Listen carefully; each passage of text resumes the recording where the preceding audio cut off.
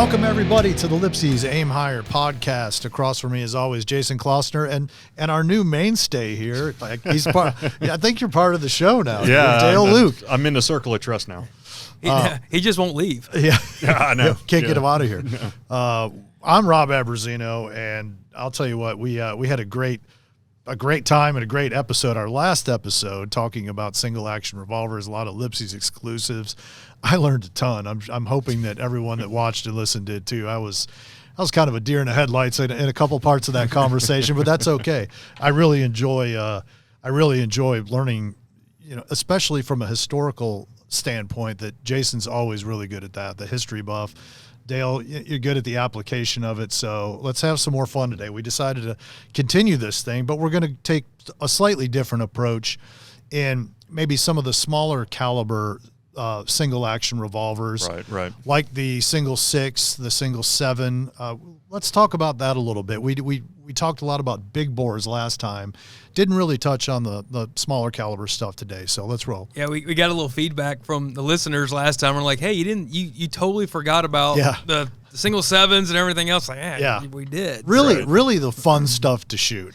Yeah. I mean, it's all fun, but these are calibers anybody can go out, learn on, have a good time with. And that's the key. Learn the fundamentals of a single action, and you can do it on these small bores. And it just works out, for everybody's interest. Burn a lot less powder. When again, under normal circumstances, they're a lot more affordable to shoot and a lot easier. Your reloading components stretch out a lot further. I mean, like on some of my 32 H&R loads that I'm using, I'm only dropping, I think, 3 grains of powder. So I mean, 7,000 7,000 grains in a pound of powder. So it goes a long ways when you're only using 3. But actually one of our first real exclusives that we ever did since I've been here in '98 and you were in '98 as well was the stainless single 6 4 5/8 inch 22 Magnum. Yeah, the old K&R4. Yeah, the K&R4. That gun, the K&R4. Yeah, oh yeah. We've had we've been running that gun since 1999. Wow. And it's just kind of a mainstay now. Yeah.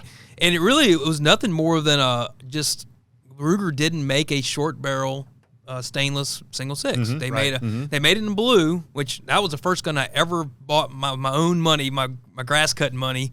Back in '87, I bought a blued 4 5/8 inch single 6. Man, that gun has got some rounds to it. I bet. It looks rough, but I tell you what, it'd be the last gun I could ever get rid of. Absolutely. Yeah. But so they made a 5.5 and a 6.5 in the stainless, but they didn't do the 4 5/8. And so we're like, hey, it's kind of an easy one. And so we did a run. And I mean, back then, if we did a couple hundred or something, that was a big deal, And we sold them really quick. And so we ordered more. And every time we'd get them, we'd just sell them out. So we continued to run that gun ever since. And it continues to be one of our most popular exclusives. What have you owned one? I know you've shot it, but I mean, do you have one? I don't have a K&R4 single 6s. I got just a standard blue 5.5 inch that I picked up, and I have no idea where the Magnum cylinder is. But then I do have the 6.5 inch, and that was my first single 6 that I bought was a 6.5 inch, and I thought it was so cool going squirrel hunting with a cowboy rig on and my little belt. In fact, his dad had to tighten the belt loops because it was originally for like a 41 Magnum, and he had to tighten it up to put 22 long rifles in the belt loop. It was a big yeah, it was a big undertaking. But I do have the Magnum cylinder for that, and Magnum's out of the little 6.5 inch. It shoots lights out. I love shooting it. So, you're gonna laugh. I have a lot of single 6s. Yeah. The K&R4 is the only one I don't have. Oh my God. I've got stainless 5.5, 6.5. I've got blued 4 5/8, 5.5. I don't have it. That's the only one I don't have. Your whole life is a lie. I know. Well, I just realized that it's the only one I don't have. Well, we could probably figure that out. Yeah, I'm sure, one way or the other. Yeah. So, what prompted you to buy that gun first? I mean, obviously there was a lot of choices as your first purchase. With your grass cut money. As you say, the very first gun I ever shot in my life was my dad's blued 5.5 inch single 6. Matter of fact, we has a picture of me standing behind me shooting the gun. Yeah, and that was the first time I ever shot a gun in, and he had that gun. He He bought that gun, I think it was the first year the new models came out, so it'd have been like 73, 74 or something like that. Wow, yeah. And we shot that gun a bunch growing up, so I wanted one for myself. I grew up deer hunting and squirrel hunting. We squirrel hunted a lot. And that was a big, from October 1st through middle of November, we squirrel hunted every weekend. And it really, as a kid, that's the greatest way to learn how to hunt. Sure. You're getting out in the woods, you're having to be quiet, you're learning how to walk and navigate and pay attention to where you're going. Right. It was a great learning experience, and I still love to squirrel hunt, and I love taking my kids squirrel hunting. And so my dad, we back then we hunted with shotguns. Mm-hmm. And inevitably, you would shoot a squirrel, and it would fall down out of the tree or whatever, and it would still be kicking around or trying to run off. And you didn't want to shoot it with your – well, I had a 16 gauge, but you didn't want to shoot with your shotgun again at 5-10 yards. You would just destroy it. Yeah, right. So Dad always carried his single six to use to finish off the squirrels. Finish the job. Yeah, that or the rabbits or whatever else. Right. And so I wanted one – as I grew – by the time I – saved my money up to buy mine, I was hunting by myself. Yeah. So I needed my own to do it. So that was my motivation. Yeah. Because at the time, squirrel hunting was like my life. I mean, that's what I enjoyed doing more than anything. Yeah. And so, but I'm so glad I went that way because I did end up learning the fundamentals of shooting by having that gun, being able to shoot a lot relatively inexpensively. Is that Dale, do you think that would be one of your, say, top recommendations for a new shooter or someone new to a single action revolvers? 100%. That's it. Single six. Yeah, a single six is a must-have. Yeah, I agree. And even single six or the new Wrangler that's out now by Ruger. Both of those can fit the application. The advantage over the single six, you do get the Magnum cylinder and the adjustable sights, where the Wrangler's just more of a cowboy style fixed sight gun. Yeah, 22 can really be all over the place as far as point of impact and stuff like that. So having the adjustable sights, I think, is if you're going to look, if you just want a gun to go plink cans with on the weekend with the kids, that Wrangler's a great gun. It worked good. It's very affordable. But if you're serious about shooting single actions and you want to rimfire in that battery of single actions, I think the single six is definitely the right play. And I guess getting the feel for the single action platform, and then with the potential to move up. Right. Move up in the future. Right. And the 22 Magnum cylinder that comes with it, ain't as funny. Everybody wants the 22 Magnum cylinder. A lot of people end up not using it very much. Yeah. I haven't used mine a whole lot either, but I tell you, from my chronographing, shooting stuff through the chronograph, I found that the 22 Magnums out of that short barrel revolver are about the same velocity as a 22 long rifle out of a rifle. Oh, okay. So you are gaining a little bit there. It's not just a loud 22 out of a pistol. Rifle power out of a small package. 4-inch barrel handgun. Sure, yeah. And the beautiful thing about the single sixes and single actions in general, when you do convertibles, it's a lot easier than trying to do a convertible in a double action. Because in a double action, you have to have the crane and all that. It's a whole nother part. You can't just swap the cylinders. It's a little more complex. Right. Whereas in a single action, you just pull the base pin out, pull that cylinder out, and drop the other one in, put the base pin back in, you're done. Yeah. Now, I have found that generally your point of impact is going to be different, so you will have to mess with your sights if you really want to dial in. Yeah. I've gotten now to where I've got one single six that's dialed strictly in for 22 Magnum, and then the other ones are 22 long rifle. One for every occasion, except for the KNR4. Okay, except for that. I mean, I really, I do feel like a phony now. I think I need to. That's weak. That's sad. You got to have something to look forward to, Rob. I mean, you can't have them all. That's all right, now watch this, Rob. Okay, we're going to throw a little monkey wrench into it. Yeah. You have a North American Arms? I've got two. Oh, okay. All right, good. Wow. I've got Bearcats. I'm telling you, I don't know. I don't have that gun. Is that what we're going to do? Just go through our entire history of Lipsey's exclusives and make sure Jason has one, or else he's the real deal. We'll have to we'll have to look at the single action wall. So, guys, we've covered the single six pretty well. We know what you guys have and what Jason clearly doesn't have. So let's talk about the single seven a little bit. Single seven. I assume that you would have one of those, right? I do. Yeah. Good. Yeah, all right. I got one of those. I have to question everything with you now. Which happens to be a stainless 4 5/8 gun. Oh, so there you go. Excellent. So, single seven is a really, really cool gun. That gun is kind of a result of the kind of my personal quest of always trying to find the most power in the smallest package when it comes to handguns. Right.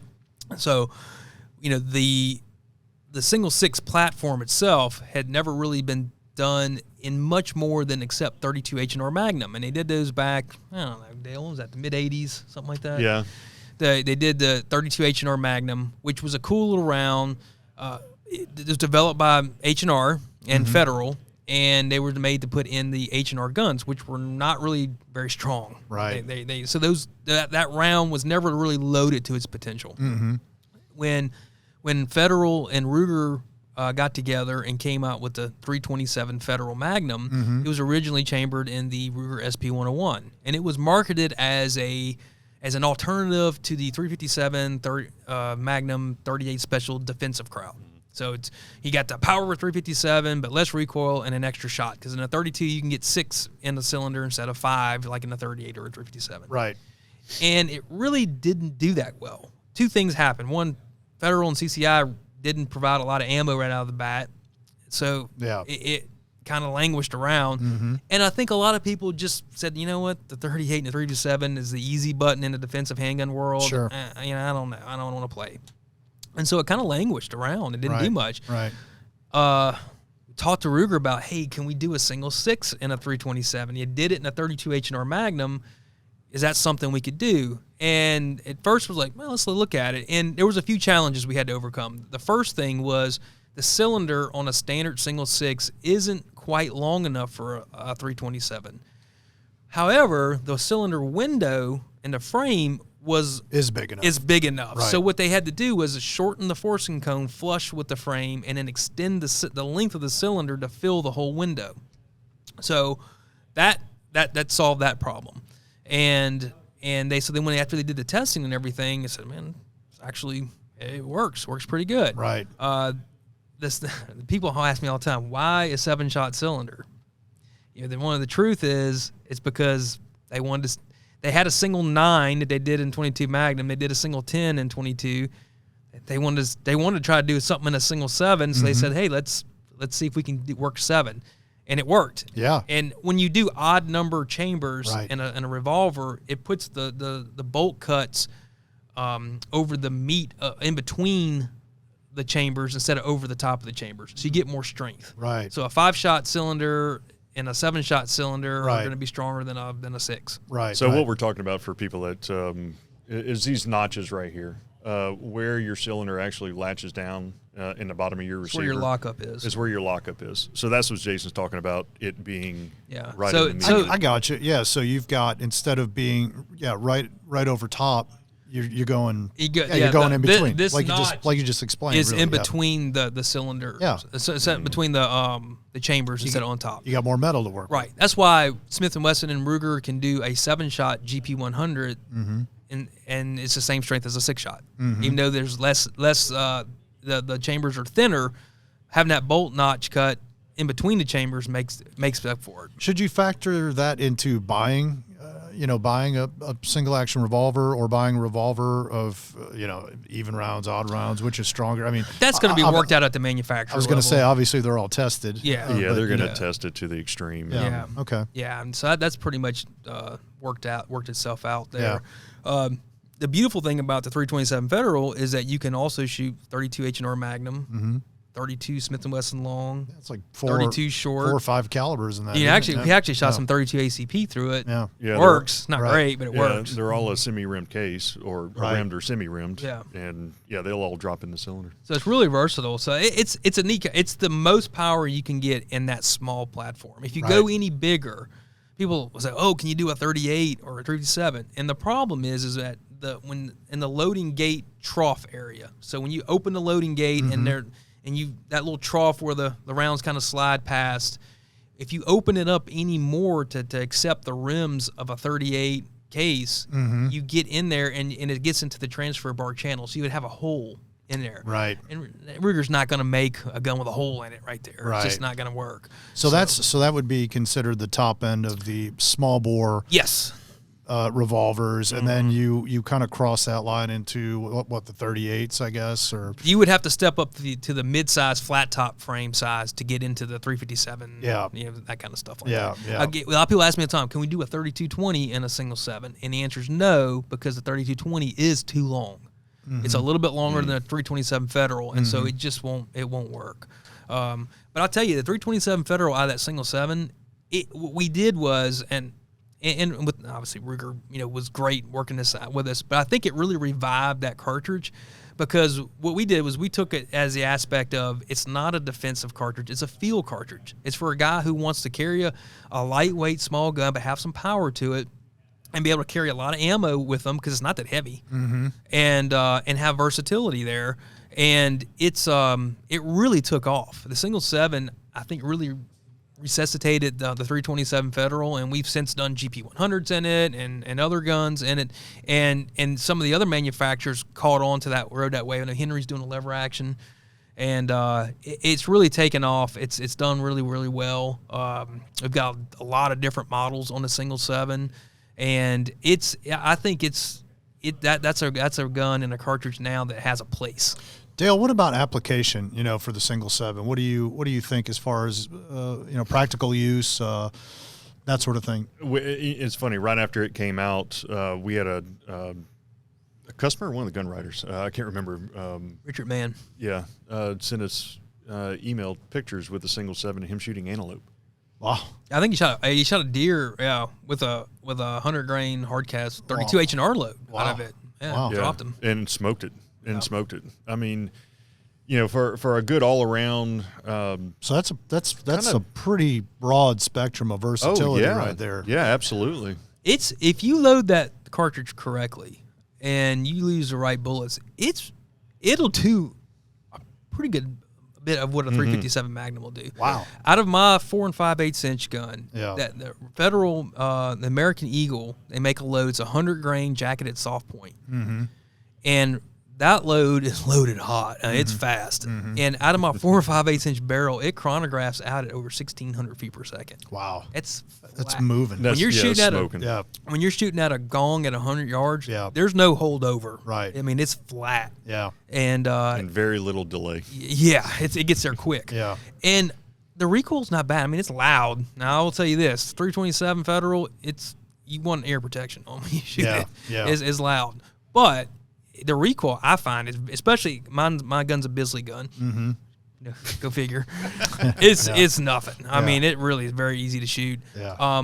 And I will say this: a single 7 is a great center fire revolver to get a kid into shooting, because you can let him start him out with some 32 longs, right, or something light. I mean, you take a 32 Smith & Wesson short or long, and you put in that gun. I mean, it's literally shooting a pop gun. Yeah.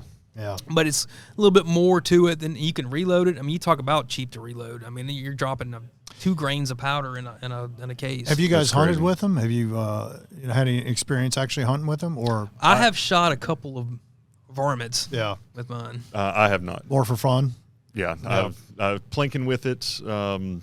That's been pretty much the extent of it. Yeah. I've shot mine a decent at the Shooters Holiday. I had mine out there. Yeah. And I shot it quite a bit out at the 100-meter rams, because I figured this is what this gun's built for. Yeah. And it works really good. Cool. Yeah. It's something else. Now I'll tell you, I get people all the time. Hey, you guys do all these cool Bearcats. How about can you do a Bearcat in 32? And there's some custom guys who do it. But I don't think it's going to happen at the factory level. But in the Bearcat, that's such a cool little gun. Yeah. It is so cool, and really kind of one of the little sleepers. The Shopkeeper got so much press when it first came out. The Shopkeeper's been probably one of our biggest home run exclusives ever. Right, right. But the sleeper of the bunch, I really like the little adjustable sight models. Yeah. Those that gun are cool. It really takes the Bearcat from a kind of a fun gun to a true practical kit gun at that point. Yeah. Because you do have the sights that are adjustable, they're easy to see. Yeah.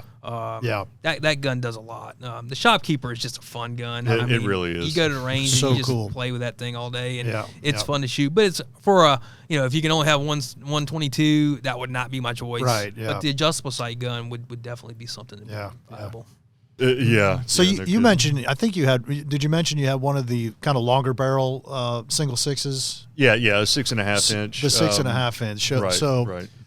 what's the advantage to having that longer barrel, knowing that it's not just in the smaller caliber, any caliber of single action? And again, kind of in the last episode, we talked about this. So what's the advantage of having that longer barrel, knowing it's a little bit harder to tote around, especially out in the woods and that sort of thing? It does take a special way to carry it, so you're not dinging it up on certain things. But one of the big advantages of the longer barrels is your longer sight plane.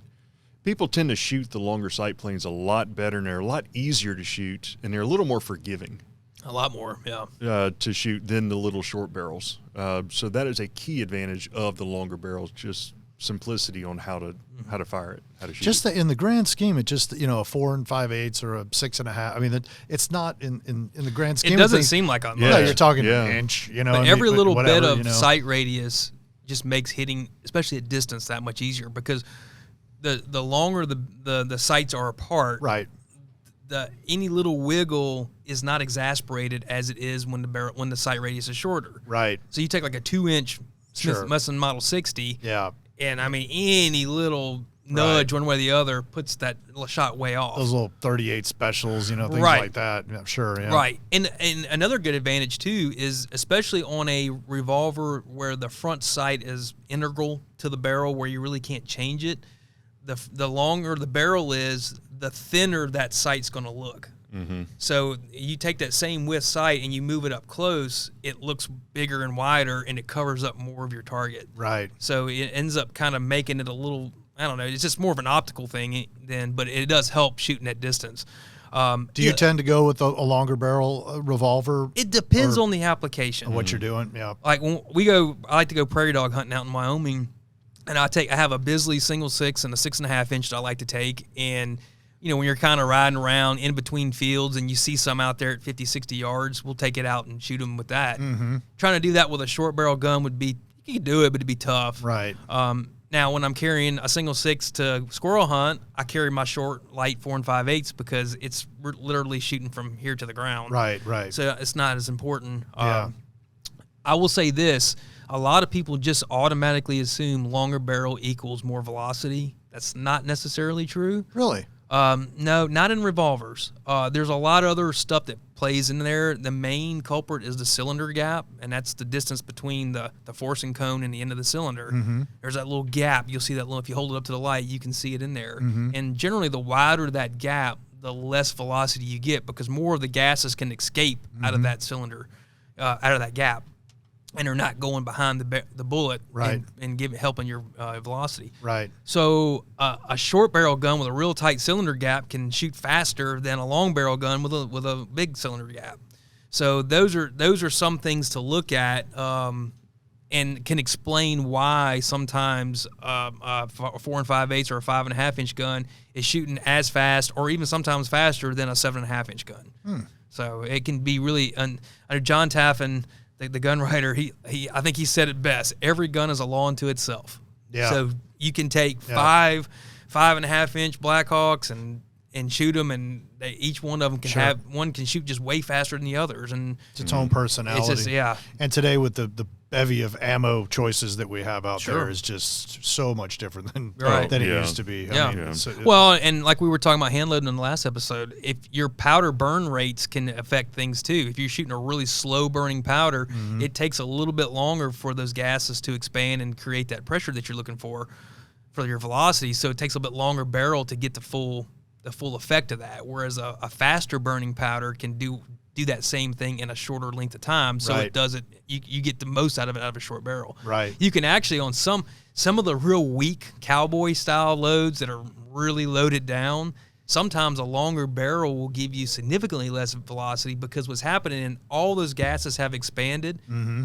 And that extra barrel length, now all it's doing is creating friction, and it's actually slowing the bullet down. It's creating drag. Yeah, it's creating drag. So you're actually, sometimes you'll take those real light loads and shoot them out of a lever action rifle, and they're going slow. Yeah. Which you would think it'd be the opposite. But it's burning everything out. Yeah. So what about, we talked a little bit last episode about modifications, and I know you're a big fan of the Bisley grip. that style, I should say. So what about other modifications to revolvers you guys really, really like that are kind of must-haves for each of you? Well, some of the easiest that people can just do at home. Grips is number one. We talked about this a little bit yesterday. We wanted to stay away from let's drill out this and get too crazy. But that could be a whole nother podcast on. That's a good place to start though. Things that people can do kind of on their own at home, or things they can actually you can do with a screwdriver. Right. Right. Yeah. Go ahead. Grips is definitely a number one. A second is the base pin. Yeah. In some of our big bore revolvers, locking base pins. Well, they make them locking and non-locking. Mm-hmm. If you want to get a locking one and have somebody, drill a notch in the barrel, you can go ahead and get an Allen wrench and screw it in, or sometimes they come with even flathead screwdrivers nowadays. But that's two of the things, and then your front sight. You can change that unless you have a soldered in fixed front sight, and if it's drilled and tapped already, it's just a flathead screw. Take it off, interchange it, or on this one that we have on the table, you can see the roll pin near the front sight. Getting a roll pin punch, that's actually very, very easy to do. What about your front sight? What's your preference for front sight? I know you guys, with your carry guns, we talked about that a while back, how you like to kind of keep everything consistent, which obviously makes a lot of sense. I mean, do you do the same with your revolvers? It depends on the application. Yeah. So the stuff that I'm using to shoot maybe varmints at small distance, I like a real thin front sight, right? Because it's covering up less of the target. Right. Something maybe a short barrel, bear defense gun. I would want something high visibility, maybe a gold bead or a white dot or something like that in the front. Generally, I generally like a black front sight that's got deep serrations, and if I want high visibility, I'll go with a gold bead. This is on single action guns. Fortunately, Ruger on the stainless guns, they do pin in the front sight, so they're relatively easy to change.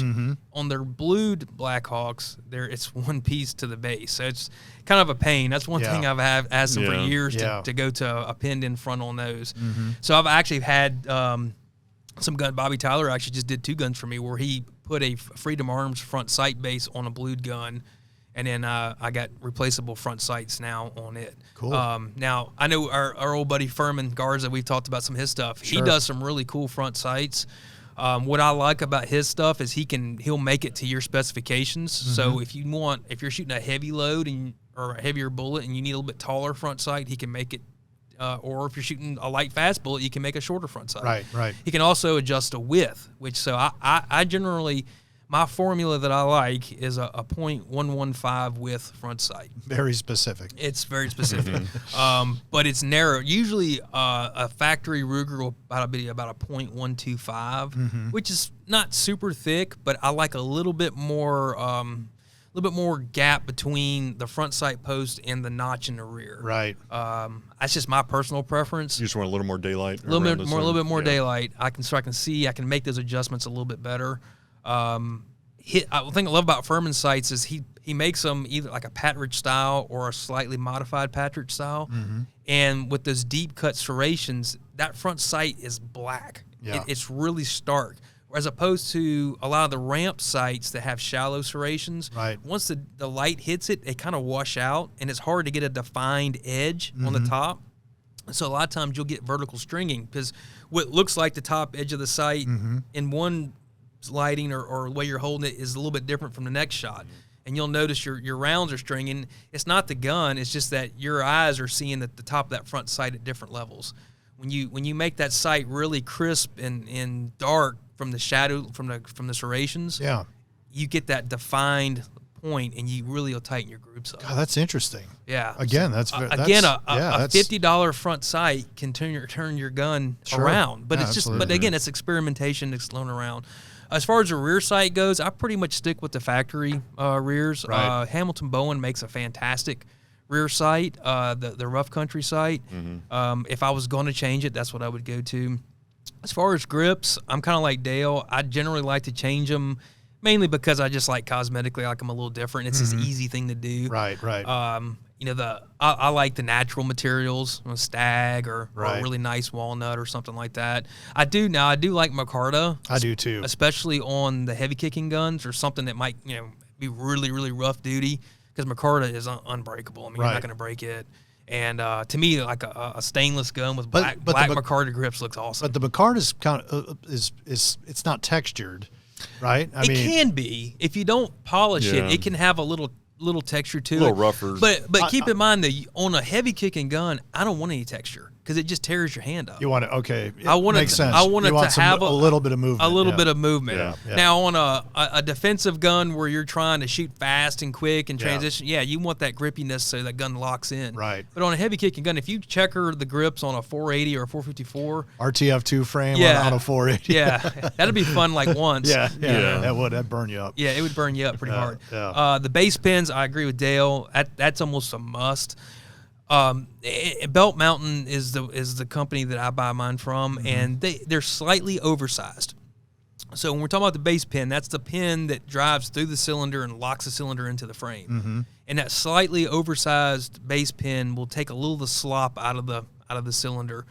You can get them locking or non-locking. Some of the heavier kicking guns sometimes will make the base pin jump out of its recess and then can tie the gun up. So if you're gonna, I like to anything above 357. I generally go with a locking base pin, just a little bit of extra security. Yeah. But just keep in mind, I personally like the ones with the little flathead screwdriver screws instead of the hexes versus Allen, because I in the woods, if for some reason I got to pull that gun out, if I drop it in the mud or something, I need to clean it out. Yeah. I usually don't have an Allen in my pocket, but I can get that flathead out of there. Yeah. Those are generally the easy modifications I can do. I am not a gunsmith, so when it comes to opening up throats and crowning barrels and stuff like that, I send it to Bobby Tyler. Dropping free spin balls in it. Yeah, and stuff. that's not me. So let's we've all been kind of staring at the elephant in the room here. This new gun we have on the table. So dive into it, man. What are we looking at here? Well, this is the gun that we kind of talked about. It just so happened we got the sample in today. In the podcast last week, we were talking about the new Bisley stainless 44 Magnums, 4 5/8 and 5 1/2, and the 4 5/8 inch sample gun showed up today. So I was bringing it up here to get pictures, and you were like, "Hey man, let's go." Let's go sit down for a second. Let's go talk about it. So this is it. I mean, it came out great. I love it. I absolutely love it. Right from you busting it out of the box, the unfluted cylinder, which I'm a huge fan of. I love the black grips. Yeah, the black laminated grips. Black really and stainless is really cool. It's a beautiful gun. And listen, if you're listening to this, we're gonna have we'll put some pictures up on social media, our Facebook account and Instagram account, so you guys will be able to check it out. But and if you are watching, you can kind of get a glimpse of it here. But yeah, that's it's beautiful. I'm really, really happy how it turned out. Yeah. To me, the black grips on the stainless just looks really clean. The unfluted cylinder, fluted cylinder. That is a question that we get a lot too. Is a fluted cylinder not as strong as a unfluted? It's the same. Yeah. There's no strength difference. Honestly, the original flat top 44 Magnums, when they came out, they had aluminum grip frames and fluted cylinders, and one of the complaints that Ruger got was they had a lot of recoil. And so when they went to the Super Blackhawk, they added the steel grip frame, and they went to an unfluted cylinder. And it wasn't a strength issue. It's just they were trying to add a little bit of weight to the gun where they could get to it to help dampen the recoil. Is that the real purpose behind it more than aesthetics is weight? Yeah. Okay. Really, it's Some people love the looks of an unfluted. Yeah. It's one of those. I do. I love it. And some people don't. Now, on a defensive gun, I generally like flutes because it does give you a little bit more grip, let's say, to manipulate the cylinder, especially if your hands are wet or bloody or whatever else. But as far as looks go, on a gun like this, I think the unfluted really looks sharp. I love the Smith & Wesson has that 357 series, the 357 series, and I love the look, and it's a black grip, unfluted, stainless. Those are really cool guns. Yeah, I love those. It just pops. I mean, it's fantastic. It really yeah, and the weight difference. I mean, it's minuscule. It's not much. I don't think it's, I need to weigh a fluted 44 mag cylinder and unfluted and see. That might be an interesting little. So this break is out the postal scale. This is a sample that we have now, but this is it's a done deal. I mean, yeah. Okay. I mean, they hopefully should be coming pretty soon. Okay, cool. Yeah.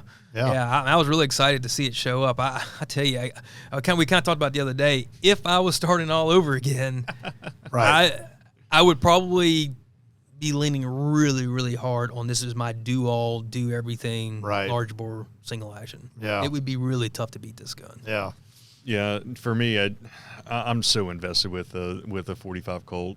Yeah, and that's kind of my big bore caliber, and to grab a 4 5/8 for a 1-all 2-all. 45 Colt, 44 special for you, or 44 Magnum, I guess. If I was just doing one, I would probably do a 44 Magnum. Yeah.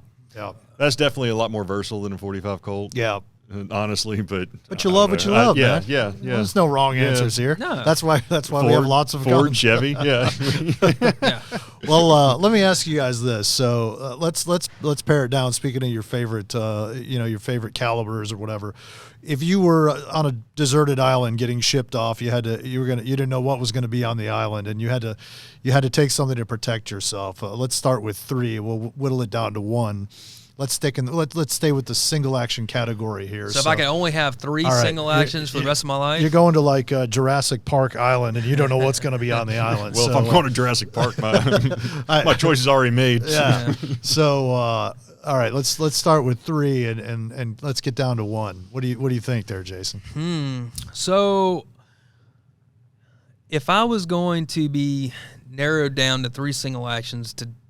I didn't have anything else handgun wise. This was going to be it. I would probably, so tough. A single 6 for sure. Yeah. I mean that's an easy one. That's a default. I would never be without one. Right. So a single 6. I would probably out of all the ones I have, even though my sentimental favor is my 4 5/8 gun, I would probably take a 5.5. It's probably the most practical of the ones that I have. Yeah. So this might throw you for a little loop. I think my second gun would be one that we really haven't talked about, but in my opinion is the complete sleeper in the whole Ruger single action line. What's that? It's a standard 4 5/8 inch Blackhawk 45 Colt.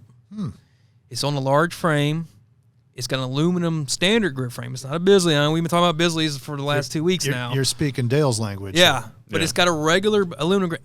And you're saying, why would you want that? Because it's super light. That gun is light. Yeah. I think I've weighed mine before. I want to say it's 37 ounces. Wow. So compared to like some of the steel frame Bisley guns that are pumping in at like 42, 43, 44 ounces, it's a good bit lighter. Yeah. However, it's built on a large frame, so it'll handle the heavy loads, the 300s. They're going to be brisk. They're not going to be that fun to shoot, but it'll handle it. Right. And since we're talking about they only have 3, I would probably that would be my kind of my pack around do everything gun. Mine's a convertible, so it also has a 45 ACP cylinder, so I could put defensive loads in it. Come in handy on that island. Come in handy. You don't know. Mr. Rourke might get kind of crazy, and you might have to get busy with that single action. My third one would probably be a 6.5 inch 454 Casull. Oh yeah. And that's because I could shoot the same 45 Colt ammo through that 454, so I got ammunition commonality there. That'd probably take out a Raptor, I think. Yeah. Plus, and it's really it's probably the ultimate hunting handgun as far as extended range, kind of be able to do whatever. Yeah. So those 3 guns, I think I could pretty much do whether it's an island or living in Wyoming or living in Louisiana. Sure, yeah. Those 3 guns, I could pretty much do everything. I'd have a rimfire. I'd have a light, handy 4 5/8 inch. Could be real powerful or could be moderate. Yeah. Belt gun, and then a true large hunting gun. All right, that's awesome. So Dale, now we're on to you. Your top 3. So the spotlight's on me now. We're gonna whittle it down to 1, but what are your top 3? Jason had a pretty compelling list there. So. He really did. He stole your 45 Colt. Yeah, but I think I'm gonna steal it back. Okay, only 3. A single action 22, I think, is a must. Okay. Single 6, even the little Bearcat. Yeah. Something small for a small game. I love the Bearcat. It's awesome. It's an awesome little gun. But one of those 2 platforms, Right. most likely a single 6. Right. In case I needed the Magnum cylinder, I can throw it in there and let it rip. So you guys are basically on the same page there. Yeah, we're neck and neck. I think anybody who's serious about single actions would have to have a single 6 in there. Right. The next one, I do agree with Jason on the 4 5/8 45 Colt. I would choose my Bisley. Yeah. 45. Right. And then I'm gonna get to the reason why here in a minute. So that gun's very, very packable. Yeah. Even with the Bisley grip frame, yeah, it does weigh a little bit more than the aluminum frame, but it is extremely packable, extremely carryable. On the 3rd, this is when we're going to separate. I'm going to stick with the 45 Colt load, but for a true hunting handgun, I think I would prefer an optic. So I would go with one of the Super Black Hunters in 45 Colt with a Bisley grip frame. Yeah, that's a good choice. Oh, nice. Good choice. Nice. So I I can curveball there. Yeah, so I can carry the same ammunition. Some people need a crutch. Technology. Yeah, exactly. I'm not relying on several different types of ammo. I can carry one load for my 4 5/8 and the 7.5. Yeah. And make things a lot simpler. That's a good point. The Super Black Hawk Hunter is a great choice. Yeah. It's a good choice. Yeah. All right. So final answer. What's Only one. one. What's your one pick?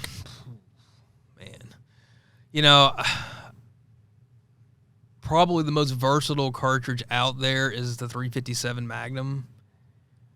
So I would be tempted to say a flat top, that convertible or whatever. Yeah. But I'm actually going to probably say it's convenient because it's sitting right there, but that gun right there would be pretty tough not to pick as a do everything. If I could only have one gun, is that just a shameless plug for the it new kind of is. exclusive? Yeah, right. Well, I'm making up for not having a K&R4. I don't have the oldest one we've ever done. Let me buy the one we haven't even gotten yet. Yeah, exactly. But I can make a pretty good argument for. It's 44 Magnum. Yep. I can shoot 44 special in it. Yep. It's short barrel but easy to shoot. It would be between that or just my original middle gun, the 4 5/8 inch Black Hawk 45 Colt. Yeah. Good. And you? Yeah, this is what makes it kind of tough. Tough call. Yeah, it really does. It's like that one album you can take too. We can sit here for hours and debate that. It's the greatest hit album. That's what I'm thinking. Exactly. Right. Yeah. Oh Lord, this is a tough one. A one do all that you can carry snake shot in. I do like a convertible that you could do, and we're talking kind of personal defense too as well, right? Sure. This is a one all do all. This is our only handgun, and it happens to have to be a single. You're in the woods or on an island or whatever. Okay. I mean, you gotta. I would probably have to go 4 5/8 inch flat top 45 Colt ACP convertible. Nice. Be a good choice. Well, there you have it. There you have it. Yeah. Well, God, that's a fun convetion right there. Right. We could just go on and on. What else do we want to take to the island? Yeah, exactly. Now, rifles. Maybe we'll do a rifle episode. Well, guys, that is a question I got the other day on our deal. Was I'm new. I want to get a rifle battery. What are the categories that I need to look at? And I remember I answered the guy, and I remember thinking, man, that'd be a good podcast episode. You and I need to talk. We'll go to lunch and we'll figure out what our choices are. We'll do that. Absolutely. Well, guys, you know where to find us on all the socials at Lipsey's Guns, Facebook, Instagram. Follow us on YouTube. You can check out lipseysguns.com. And until next time, aim higher.